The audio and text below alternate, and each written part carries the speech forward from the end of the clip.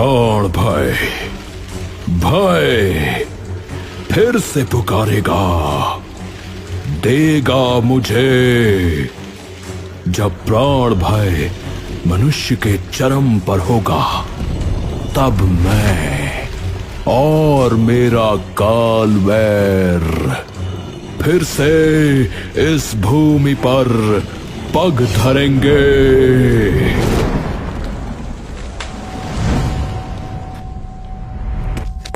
धरा, दर्श और काव्यांश तीनों अपने अपने कंधों पर एक बस्ता टांगे कहीं जा रहे थे। अरे कितना घुमा दिया दर्श यार, पैरों की ऐसी तैसी हो गई। तुझे पक्का पता है कि बस अड्डा यही है? शाम और रात होने वाली है, कहीं वापस घर ना जाना पड़ जाए। अरे दोस्त ने तो यहीं पे बताया था कसम से। कौन सा, वो जिसे डिमेंशिया है? अरे नहीं यार, इतना पागल लगता हूँ क्या मैं? हाँ धरा दीदी, आपके पास तो धरती को कंट्रोल वगैरह करने की ताकत है ना, तो आप धरती फाड़ के हमें उस जगह पे ले चलो ना।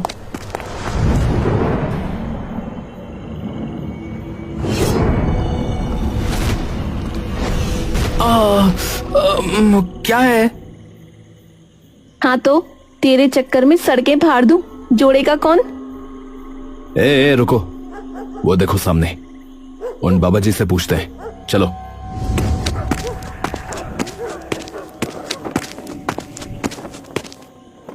गुरुजी प्रणाम। आयुष्मान भव पुत्र। बहुत बहुत धन्यवाद गुरुजी। बताओ किस दुविधा में हो? दुविधा में तो नहीं गुरुजी, पर हाँ यहाँ आसपास ही एक बस अड्डा है, तो अगर आपको पता हो तो कृपया बता सकते हैं। अवश्य, यहां से सीधे चले जाना। जैसे ही पहला चौराहा आए, वहां से दाहिनी ओर चले जाना। थोड़ी देर बाद तुम अपने गंतव्य पर पहुंच जाओगे बालक। ठीक है गुरुजी, धन्यवाद आपका। एकदम निश्चिंत रहो, तुम्हारी उपस्थिति जहां होनी चाहिए वहीं होगी। जी, मैं कुछ समझा नहीं गुरुजी। अति शीघ्र तुम्हें सब ज्ञात हो जाएगा पुत्र, निश्चिंत रहो। बस इतना कहकर वो साधु वहां से निकल जाते हैं। तीनों भाई बहन खड़े सिर्फ बाबा की ओर देखते रहते हैं। क्या ज्ञात हो जाएगा? गंतव्य पर पहुंच जाओगे, पर हमें तो बस अड्डे पर जाना है। अरे शायद बस अड्डे का नाम होगा गंतव्य। दोनों के दोनों छठी फेल। अबे गंतव्य का अर्थ होता है मंजिल। तीनों आगे जाकर चौराहे से दाईं तरफ मुड़ जाते हैं। धरा का चलते चलते अब सांस फूलना और शुरू हो जाता है। हाय, उस रिक्शे वाले का भी टायर पंक्चर बीच रास्ते में ही होना था। कितना चलवा दिया यार। सही में। अबे तूने ही चलवाया था। थोड़ी देर यूं ही झुलसती गर्मी में चलते रहने पर उन्हें एक बस अड्डा नजर आता है, जो कि एकदम सुनसान पड़ा था। ये बस अड्डा, ये यहाँ पे पिछले 10 साल से कोई साइकिल भी नहीं आई है। अरे दीदी, क्या पता आ जाए। क्या कह रहा था? अंबाला बस अड्डे की सीधी बस यहीं मिलेगी और वहां से सीधा हिमाचल। रात हो गई, अब पता नहीं कैसे जाएंगे हिमाचल। अरे जो भी है, बस अड्डा तो है ना। एक काम करते हैं, थोड़ी देर इंतजार करके देखते हैं। कुछ नहीं आता तो फिर वापस चले जाएंगे, ठीक है? तभी सामने से बाइक पर एक आदमी आता है और उन्हें देखकर बाइक वहीं रोक लेता है। अरे बालकों, यहाँ किस चीज की बाट देख रहे हो? वो भी इतनी रात को? बस की ही बाट देखेंगे अंकल जी। यहाँ कौन सा हवाई जहाज उतरने वाला है? धरा उसके पेट में जोर से कोहनी मारती है। ये बेवकूफ है अंकल, कुछ भी बोलता है। अंकल आप ये बताओ, यहाँ अंबाला के लिए बस आती है क्या? आती तो है बेटा, पर अब 2-3 दिन तक तो कुछ नहीं आने वाला, क्योंकि सारे बस ड्राइवर जो हैं वो हड़ताल पर गए हैं। तो फिलहाल तो कुछ नहीं मिलेगा यहाँ। अरे यार, आसपास कोई होटल वगैरह है रुकने के लिए एक रात को? अब आसपास तो कुछ नहीं है बेटा, पर हाँ, हमारे गांव में मेरे कुछ किराए के कमरे खाली हैं। अगर रुकना हो तो आज रात के लिए रुक जाना। तीनों एक दूसरे को कुछ देर के लिए देखते हैं। हाँ जी, बहुत मेहरबानी हो जाएगी आपकी। यहीं सीधे सीधे आते जाओ। अच्छा, पास में ही है, आ जाएगा। अब वैसे आपके गांव का नाम क्या है? विक्रानंत। अच्छा ठीक है, आप चलिए, हम आते हैं पीछे पीछे।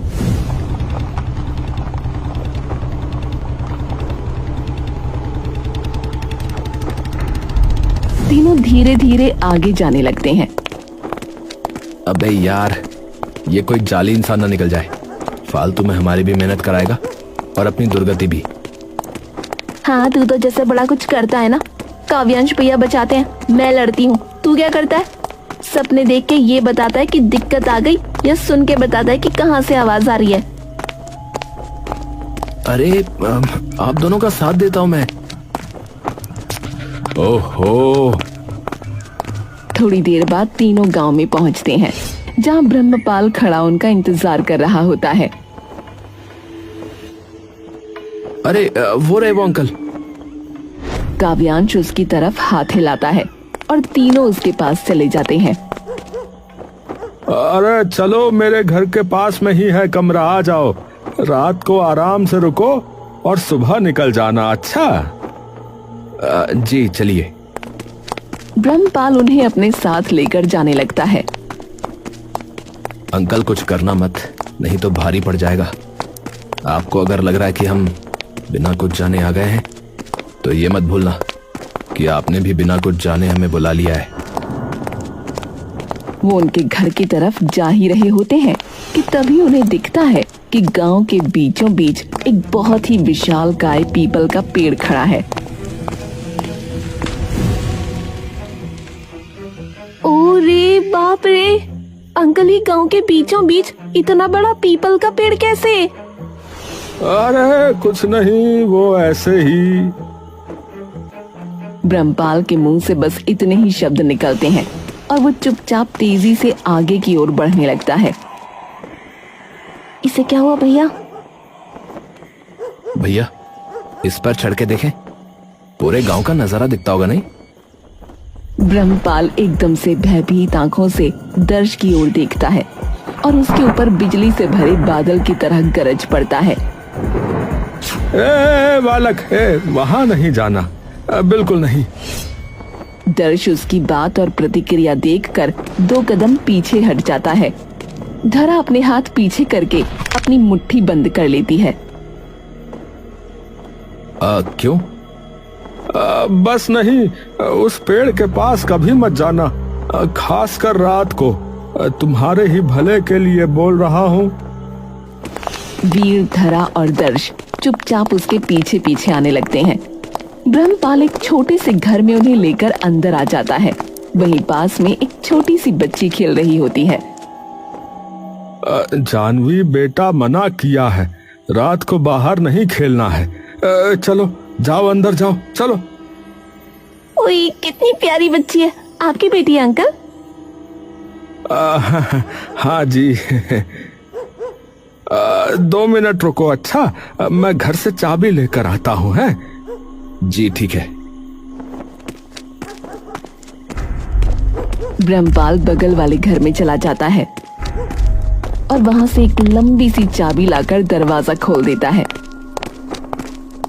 तीनों अपने अपने बस्ते नीचे रखकर कमरे को चारों ओर से नजर घुमाकर देखने लगते हैं। ये है तो ठीक, साफ सुथरा है, यहाँ कोई और भी रहता है क्या? अरे नहीं नहीं, अभी कुछ सालों से खाली है, पर जो है वक्त पर यहाँ सफाई हो जाती है। तो ठीक है फिर है, अगर कुछ चाहिए हो तो बता देना, बगल वाले घर में हूं मैं। ठीक है काका, एक बार फिर से आपका बहुत बहुत धन्यवाद। ब्रह्मपाल वापस चला जाता है अपने घर। तीनों अपने अपने गद्दे बिछाकर उस पर लेट जाते हैं। मैं तो ये सोच रहा हूँ कि उस पेड़ पर एक बार कान लगाकर सुनी लो भैया कि आखिर माजरा क्या है। अरे तो फालतू की हरकत मत करियो, अब आज की रात रुकना है वैसे भी। अभी कुछ नहीं करना, चुपचाप सो जाओ, कल सुबह होते ही निकल लेंगे यहां से।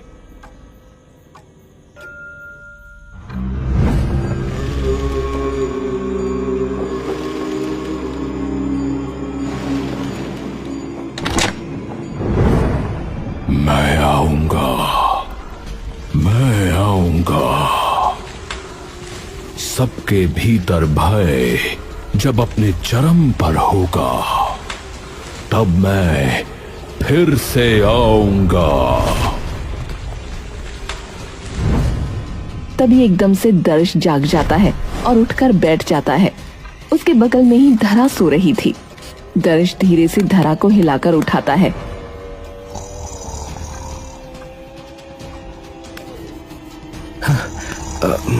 दीदी दीदी, अरे दीदी उठो ना।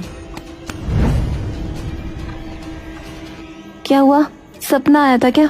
भैया उठो ना, भैया उठो। अरे अरे दीदी आराम से, क्या हो गया एकदम से इतनी हाय तौबा? तू चुप रह, काव्यांश भैया उठो ना। क्या हुआ? इसे सपना आया है। हाँ, क्या? वही वाला पेड़ जो इस गांव में देखा था। ये सुनकर धरा और काव्यांश एकदम से मानो सतर्क हो जाते हैं, जैसे उन्हें आभास है कि आगे जरूर कुछ बुरा होने वाला है। ये तो पहली बार हुआ है कि कोई देखी हुई चीज उसके सपने में आई है, वरना तो हमेशा वो चीज आती है जो होने वाली होती है या जो हो चुकी होती है। ये बता और क्या दिखा? वो जो बाबा आज हमें मिले थे ना, जिनके पूरे हाथ पर रुद्राक्ष की माला थी, उनका हाथ दिखा, जिसमें कई सारे कागज एक धागे में बंधे हुए थे, और उन कागजों को एक लकड़ी के शायद डिब्बे में रखा था और उसे जमीन के नीचे कहीं रख दिया था, और उसे मिट्टी से ढककर उस पर एक पत्थर की सिल्ली रख दी। और हाँ, उधर एक बड़ा सा शिवलिंग भी था। क्या? अब तो पक्की बात है, इस गांव में कुछ तो चल रहा है। और उस बाबा का हाथ दिखना इसके सपने में, और उसी बाबा का हमें यहाँ का रास्ता दिखाना, ये कोई मामूली बात नहीं है। तुम्हें याद है उन्होंने क्या कहा था? तुम्हारी उपस्थिति जहां होनी चाहिए वहीं होगी। और अब इसके सपने, जो कि हम दोनों को पता है कि इसके सपने तभी आते हैं जब कुछ बहुत ही गड़बड़ होने वाली होती है। तो इसका मतलब यह है कि हम यहां किसी वजह से आए हैं। एक और बात भैया, उस पेड़ से आवाज भी कुछ आ रही थी। क्या बोला उस आवाज ने? बड़ी डरावनी किस्म की फुसफुसाने की आवाज आ रही थी। शायद कह रही थी मैं आऊंगा। किधर? अरे मुझे क्या पता, पूरा पता बता जाएगी क्या आवाज? एक काम करो, अभी सो जाओ, कल सुबह उठकर देखते हैं। ये सब पूरे दिन के थके हुए हैं। धरा, काव्यांश और दर्श आराम से सो रहे होते हैं कि तभी दर्श को किसी के बहुत जोर से रोने की आवाज आती है। उसका दिल तेजी से धड़कना शुरू हो जाता है। डर से सहमा हुआ दर्श धरा को जगाता है। दीदी दीदी। दर्श को सहमा देखकर धरा भी एक झटके में उठ जाती है और काव्यांश को भी जगा देती है। क्या हुआ, फिर से सपना आया क्या कोई? नहीं, पर एकदम से किसी के रोने की आवाज आई, बहुत ही जोर से। दर्श जैसे ही ये बोलता है तभी उनके कानों में चीखने और चिल्लाने की आवाजें गूंज उठती हैं। ये कहां से आ रही है आवाजें? उन्हीं अंकल के घर से आ रही आवाज। तीनों भागते हुए ब्रह्मपाल के घर की तरफ जाते हैं। जैसे ही वो अंदर घुसते हैं उन्हें उस घर की दीवारों में सिर्फ चीखें और रोने की आवाजें सुनाई देती हैं। तीनों भागकर ऊपर जाते हैं और सामने एक आधे खुले हुए दरवाजे से देखते हैं कि कमरे के कोने में ब्रह्मपाल बेसुध सा बैठा हुआ है। कमरे में सिर्फ चीखने की आवाजें आ रही हैं। तीनों जैसे ही भागकर कमरे में जाते हैं तो देखते हैं कि सामने बिस्तर पर ब्रह्मपाल की बेटी लेटी है और उसकी आंखें एकदम काली पड़ चुकी हैं। बच्ची के बगल में उसकी माँ बैठी है जो सिर्फ अपनी बच्ची की शक्ल देख चीख चीख कर रो रही है। क्या हुआ बच्ची को? थोड़ी देर तक कोई कुछ नहीं बोलता। ब्रह्मपाल एकटक बस अपनी बेटी की ओर आंसू भरी आंखों से देखता रहता है। अरे कोई हमें बताओ भी क्या हुआ है, क्या पता हम कोई सहायता कर सकते हैं उसकी। ब्रह्मपाल एक बेउम्मीदी सी आवाज से उन्हें जवाब देने की हिम्मत करता है। पीपल दोष। क्या? ब्रह्मपाल काव्यांश की तरफ देखता है। अब आप पूछ रहे थे ना कि क्यों उस पीपल के पेड़ के पास कोई जा नहीं सकता। देख लीजिए, इसीलिए नहीं जा सकते। हमें तो पता भी नहीं है कि ये कब चुपचाप वहां चली गई और उसे ये दोष लग गया। पता नहीं कितने बच्चों को खाएगा वो मनहूस पेड़। कितने बच्चे? इसका मतलब और कितने लोगों के साथ हो चुका है ये? अब हर साल होता है ये और कई सालों से हो ही रहा है। जो भी उस पेड़ के पास गया रात को, उसकी मौत 2 दिन के अंदर अंदर यूं ही तड़प तड़प कर हो जाती है।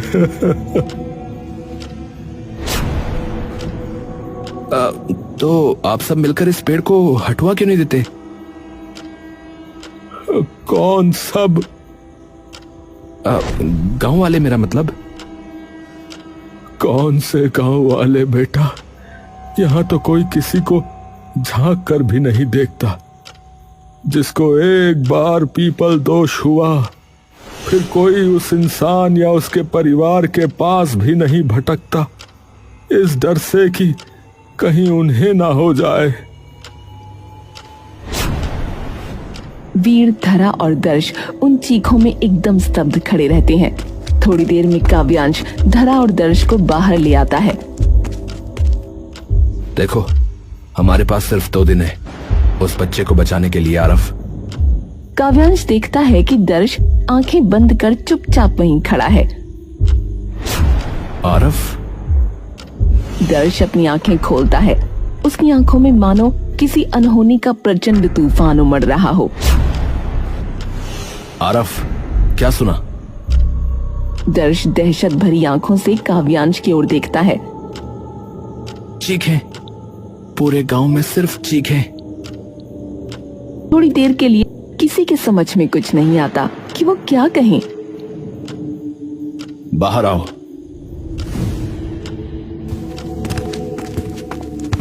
जैसे ही वो बाहर निकलते हैं, एक इंसान भागता हुआ उनसे टकराता है और दूसरी तरफ दौड़कर निकल जाता है। पूरे गांव में अफरा तफरी मच चुकी होती है। ये क्या चल रहा है? भैया, हमें उस पेड़ के पास जाना होगा। एक काम कर धरा, तू हर घर में जाके पता कर कि पूरे गांव में अचानक इतना बवाल कैसे मच गया। ठीक है। भैया, यहाँ कुछ भी हो सकता है, तो अपने अस्त्र कवच तैयार रखिए। तुम ठीक कह रहे हो दर्श। जैसे ही काव्यांश और दर्श पेड़ के पास पहुंचते हैं तो देखते हैं कि पेड़ के सारे पत्ते झड़ चुके हैं। इसके आसपास कई सारे कौवे मरे पड़े हैं। पेड़ के ऊपर कई बाज गोल गोल मंडरा रहे हैं। भैया, पक्का ये सब इसी पेड़ की वजह से ही हो रहा है। हाँ,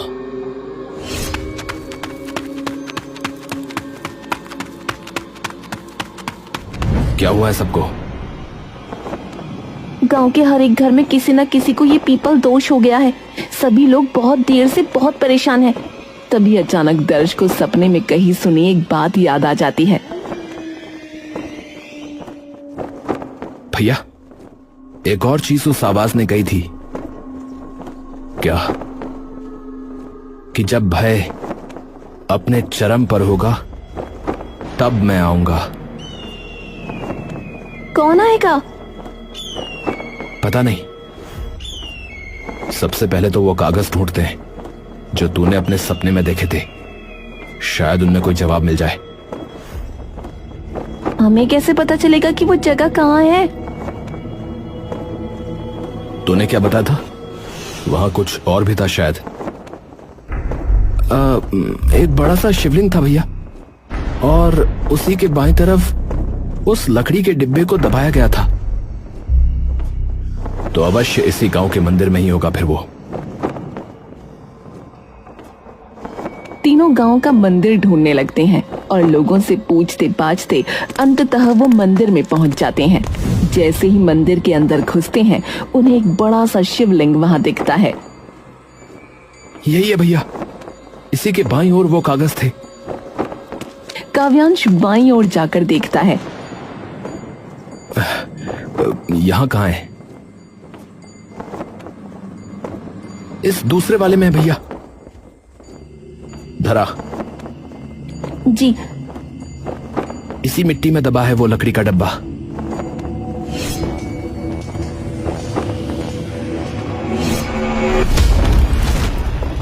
उन्हें आखिरकार वो लकड़ी का डब्बा दिख ही जाता है। वही है भैया, वसुधैव कुटुंबकम। मतलब? अर्थात ये वसुधा यानी धरती एक कुटुंब है, यानी एक परिवार। इसका अर्थ है कि हर कोई एक है। जिन्हें भी ये ताड़पत्र प्राप्त हो वही होंगे वे जिनके हाथों विक्रानंत ग्राम का उद्धार संभव होगा। वर्तमान में मैंने ऋषि संकदा भैरवदान को मुहरबंद कर दिया है, जो कभी मेरी ही भांति एक ऋषि था। अमरत्व की लालसा में उसका चित्त और उसकी अंतरात्मा पूरी तरह से मलिन हो गई। उसने कुछ ऐसे श्लोकों का अनुसंधान आरंभ किया जो कभी असुरों द्वारा उच्चारित किए जाते थे। इसी प्रयास में उसने एक भीषण राक्षस को जन्म दिया, मनोभक्षक, जो भय से पलता है। मनोभक्षक ही भैरवदान की अमरता का मूल स्रोत बन गया। जैसे जैसे जनमानस का भय बढ़ा, वैसे वैसे उसकी शक्ति भी प्रचंड होती गई। वो विक्रानंत में मृत्यु और विनाश का कारण बन गया था। अंततः मैंने सहस्त्र रुद्राक्षों की शक्ति से उन दोनों यानी मनोभक्षक और भैरवदान को एक पीपल वृक्ष में आविष्ट कर वहां बांध दिया है। किंतु ये बंधन अनंत नहीं है। जब काले काग आकाश को ढक लेंगे, जब हर घर की दीवार करुण क्रंदनों से कांप उठेगी, जब ग्राम विक्रानंत अनेक खेमों में बंट जाएगा और जब भय अपनी चरम सीमा पर होगा, तब वे पुनः इस भूमि पर पग धरेंगे। स्मरण रहे, उद्धारकर्ता अकेले कुछ नहीं कर पाएंगे। उस दैत्य का वध करने हेतु आवश्यक होगा। क्या आवश्यक होगा? काव्यांश उस ताड़पत्र को आगे पीछे करके देखता है, लेकिन वहाँ कुछ नहीं लिखा होता। यहाँ कुछ नहीं लिखा। मुझे लग रहा है कि मनोभक्षक और दूसरे ऋषि आज ही उस मुहर बंद से मुक्त हो जाएंगे। एक काम करते हैं, सबसे पहले इन सभी गांव वालों को इस गांव से निकालते हैं। धरा, दर्श, हमें एक एक घर में जाकर सबको इस बारे में बताना पड़ेगा और जितना शीघ्र हो सके उतनी शीघ्र उन्हें उस पेड़ से दूर ले जाना होगा। जी भैया। तीनों ये बात सभी गांव वालों को बताने के लिए उन्हें इकट्ठा कर गांव से बाहर निकालने में जुट जाते हैं। अब विक्रानंद गांव के हर आदमी का डर अपने बिल्कुल चरम सीमा पर होता है। जैसे जैसे गांव के सभी लोग इकट्ठा होने लगते हैं, वैसे वैसे आकाश में चारों ओर गहरी काली घटा पूरी तरह से छा जाती है। काले बादलों में चमकती बिजली मानो चीख चीख कर उनके आने का अंदेशा दे रही थी। धरा, काव्यांश और दर्श गरजते आसमान को देखकर समझ जाते हैं कि ऋषि सकंदा की भविष्यवाणी सच ही होने वाली है। वो तीनों जल्दी उस पेड़ के पास पहुंचते हैं।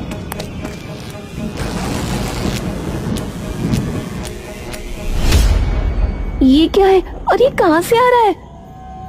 वो नजर घुमाकर देखते हैं तो उन्हें दिखता है कि पेड़ के चारों तरफ से सभी गांव वाले चले आ रहे हैं।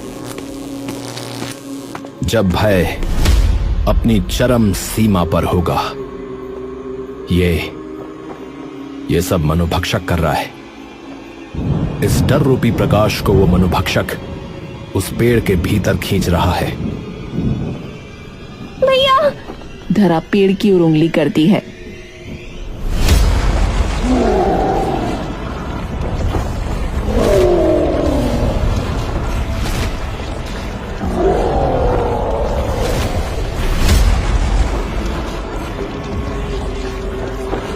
जैसे ही गांव वाले उस राक्षस को देखते हैं, उनका डर 4 गुना और बढ़ जाता है।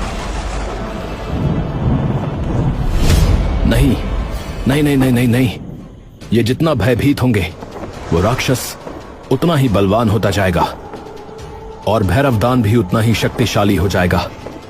धरा, हम उन दोनों को रोकने का प्रयास करते हैं। दर्श, तो इन सब गांव वालों को लेकर जा, जितनी दूर हो सके।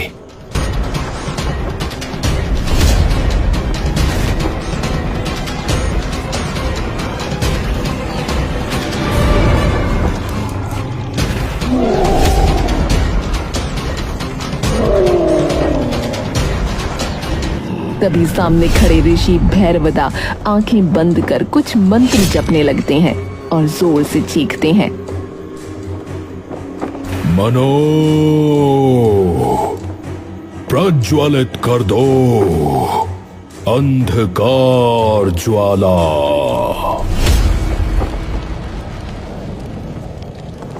मनो प्रज्वलित कर दो अंधकार ज्वाला।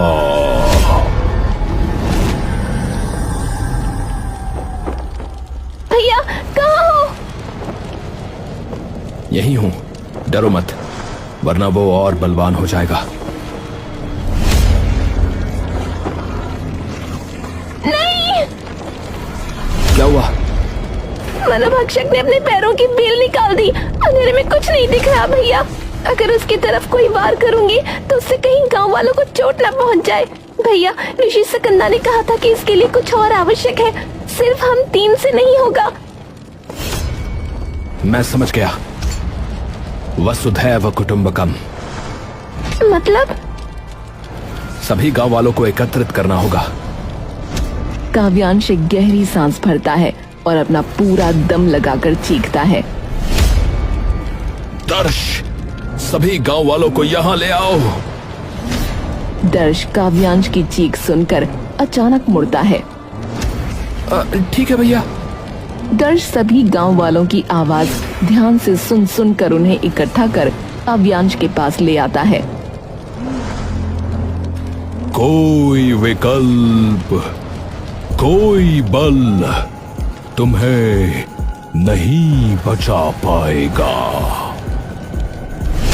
मनुष्य की सबसे बड़ी निर्बलता है उसका भय, जो कि मेरे मनोभक्षक को सबसे अधिक सबल बनाता है।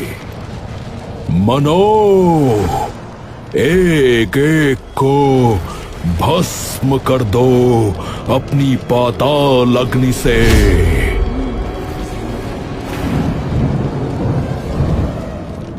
मनुष्य की सबसे बड़ी दुर्बलता अगर भय है तो उसका सबसे बड़ा बल है उसकी एकता। हम अकेले भले ही दुर्बल हों, परंतु हमारे पीछे पूरा विक्रानंत गांव खड़ा है। मैं आप सब गांव वालों को भले ही देख नहीं पा रहा, परंतु मैं एक वादा करता हूं आपसे, अगर आज आप अपने डर से जीत गए तो आपके बच्चे, आपके अपने भी आज बच जाएंगे। सब कुछ एकदम ठीक हो जाएगा, सब कुछ। तो मेरे लिए ना सही, अपने बच्चों के लिए लड़ो और इस अंधकार को अपनी वीरता और एकता के प्रकाश से समाप्त कर दो। अपने मन में जलती अग्नि से इस राक्षस को भस्म करो, जिसने न जाने कितने वर्षों से आपके अपनों को आपसे छीना है।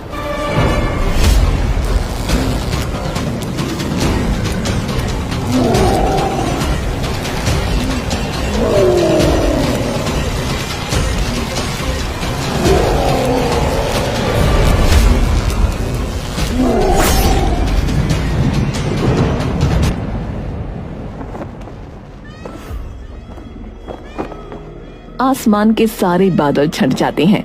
भीड़ में खड़ा ब्रह्मपाल अपनी बेटी को गोद में लिए खड़ा होता है। तभी उसकी बेटी उठकर ब्रह्मपाल को हंसकर देखने लगती है। ब्रह्मपाल की अनकही खुशी से आंखें छलक उठती हैं और वो उसे अपने कंधे से चिपका लेता है। धरा, काव्यांश और दर्श साथ खड़े होते हैं। तो ठीक है भैया, अब चलते हैं हिमाचल।